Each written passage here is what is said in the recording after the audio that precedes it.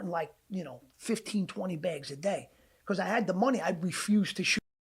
I refused to shoot it. People are like, dude, if you shoot it, you spend $20, $30 a day. It's the same thing. And I said, no, I'm not doing that.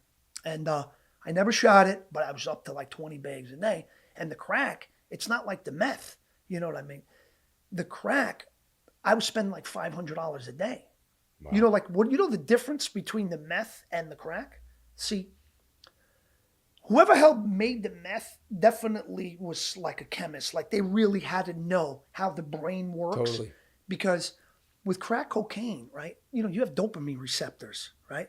So once you smoke that crack, those receptors open. Once you blow out that hit, that receptor closes. So you got to keep feeding it. And you got to keep, and that's why the crack is nuts. You're always constantly chasing that next hit because you got to open that receptor, close, open. But the meth is different. The meth, the receptors stay open. So that's why you get these people take 1 or 2 hits. They're up 4 days later. Yeah. You know what I mean? And it's much cheaper, and that's why it took over. Yeah. That's why you don't even hear about crack anymore. Because Yeah. people are spending everything with meth. They got to spend a lot less. Yeah. But that's, and that's where my life was. And I was like, spending, thousands. I remember I spent $14,000 in like because it was in my checking account. That amount was in my checking account because my mom wanted me to go to rehab. My mom would cry, and she took money out of my other account just to put it in there, and to for the rehab. And I went to rehab for like 1 or 2 days. I left. I took the bus all the way back from upstate, and I was off and running. And this guy told me too, because I had the S dots. You remember the Jay-Z's, the S dots when they first came out? Oh, yeah. And I only got them by mistake. Somebody else got me another pair of sneakers. They were too small. I went to the store. They didn't have my size. Those are not bad. But I didn't even know they were the S dots. Then everybody was like, yo, those are the S dots. I bought them by mistake. Right. I didn't even know. But then I was like, yeah, I got the S dots. Yeah. This guy in rehab told me, he said, because I left there. I said, nah, I'm going, man. He was like, Lillo, stay. Trust me, bro. At the beginning is the hardest, bro. We got you, man. We got really good guys. Yeah, I bet. And the guy told me, he said, bro, if you leave, because the sneakers were still brand new. He goes, if you leave, you're going to be fighting for those sneakers in jail.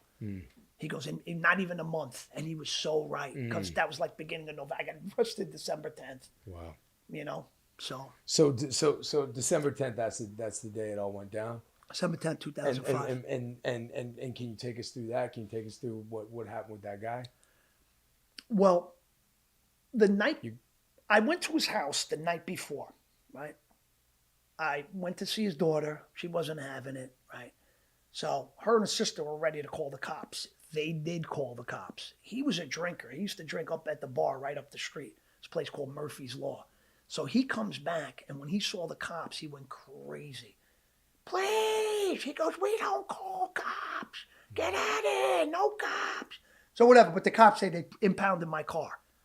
I had the Dodge Durango. It was in 04 when the Hemi came out.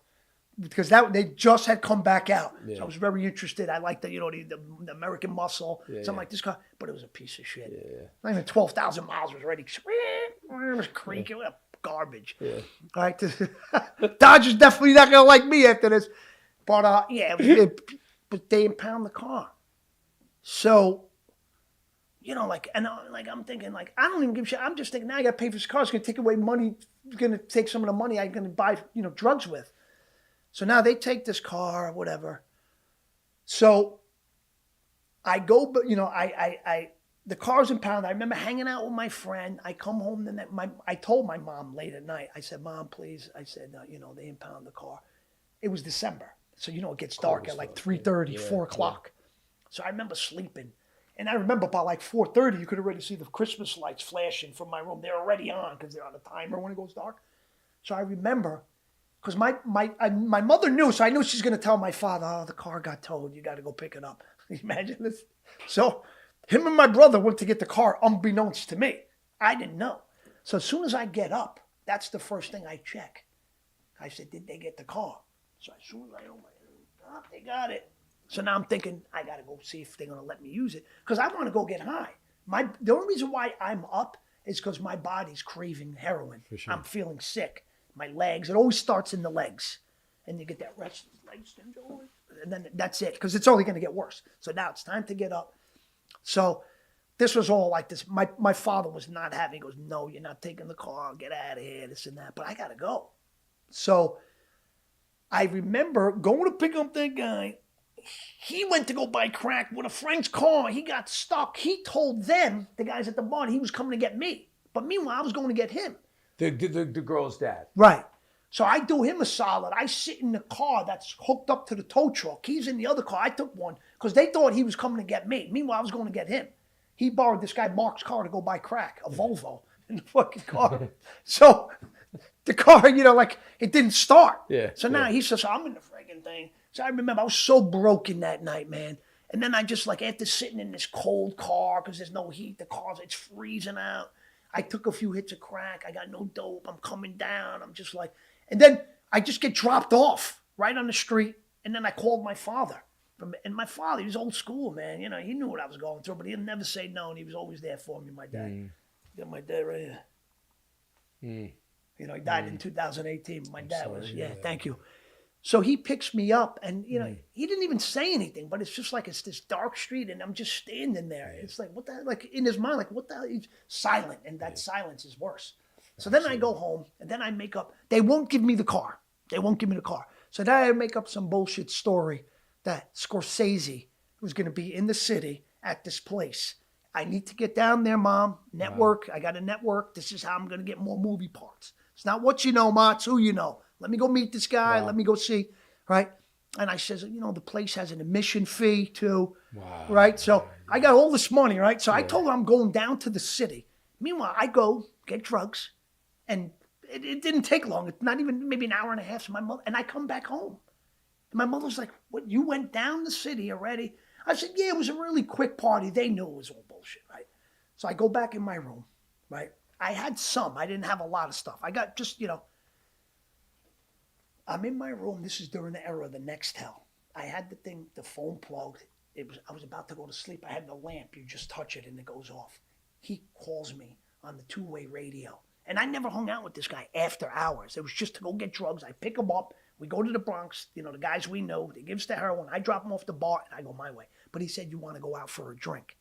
And I said, yeah, all right. I was going to go to sleep. But I know, we smoke crack together. We snort dope. Go to strip clubs. So that's, So we went, we bought some crack on the street. I picked him up about an hour later. It was crazy too. It was like he had the same color jacket as me. We had the same color shirt. We both had, it was like we had uniforms on. We had burgundy shirts. Wow. And you noticed that. Yeah. As soon as I'm making it, because I had to make a U-turn. I was like, who's this guy? Got a hidden camera in my room trying to dress like me. So he's dressed just like me. We go get some crack. The kid who sold crack, his name was Secret. He always said, keep it a secret. Well, it's not that much if I know where you are, right? So we go to the strip club, right? We go to the strip club, and my friend John ran that place. It was called Pretty Woman many years ago, but I think that night it was called Crazy Horse because they changed the name.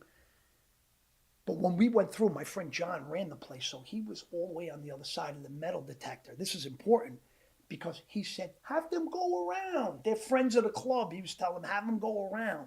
So now they're thinking in court, this guy was in on it because he knew he had the gun on him. So that's why he told him go around.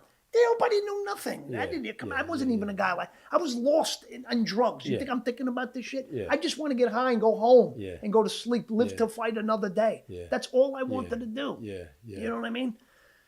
So we go in this strip club and, we had some, dope, but not a lot, but we had the crack. And when you smoke the crack on the dope, it eats away at the efficacy of the heroin. It's not that effective anymore. And it loses that the more you smoke. So now we're really sick.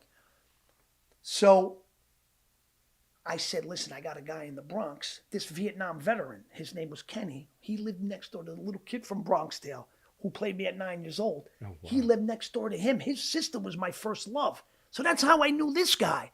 He was like this Vietnam veteran, and he used to get like Tylenol, codeine. Like these veterans, they give him whatever. Yeah. They give him whatever drugs, and he was giving me Valium and stuff when I used to fight with my girlfriend when I was 17. Wow. So it's like, I haven't seen this guy in all these years. Yeah. But we're still friendly. I'm not going to go rob this guy. Yeah. He's a Vietnam veteran. Yeah. He's a Vietnam veteran. I respect what he did for our country. Yeah. He was a little easygoing. He was like a Rain Man type.